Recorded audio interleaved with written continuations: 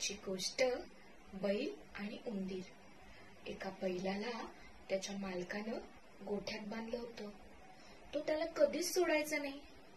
बैलाला एकाच ठिकाणी एकाच दोरीत राहून खूप कंटाळायचा. त्याला नेहमी वाटायचं थोडं गोठ्यात मोकळं राहता आलं, बाहेर फिरायला मिळालं तर किती मज्जा येईल. एके दिवशी बैल रवंथ करीत बसला होता. जवळच्या बिळात एक उंदीर राहत होता. तो रोज बैलाला एकाच ठिकाणी पाहायचा. बैलाला बघून त्याला वाईट वाटायचं. हा तर रोजच एकाच जागी उभा असतो किंवा कधी खाली बसतो. आपल्यासारखं त्याला फिरता येत नाही की बाहेर जाता येत नाही. एके दिवशी बिळातून उंदीर हळूच बाहेर आला आणि बैलाशी गप्पा मारू लागला. बैल दादा, मी तुम्हाला काय मदत करू? तुम्ही खूप दुःखी दिसता. बैल हसला आणि म्हणाला, एवढासा तो उंदीर माझी काय मदत करणार? त्यावर उंदीर म्हणाला, तुम्ही सांगा काय मदत करू? बैल म्हणाला, मी सारखा या दोरीत आणि इथे खूप कंटाळलोय. दोरीची गाठ सोडून देतोस का?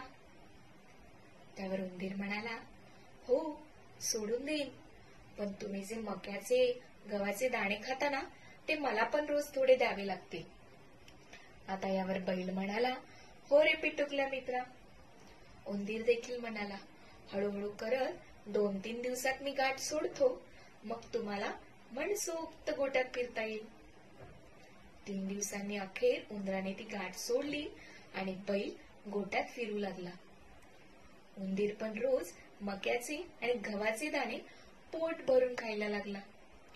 कधी कधी तर उंदीर बैल जिथे बसायचा तिथली माती भुसभुशीत करून द्यायचा.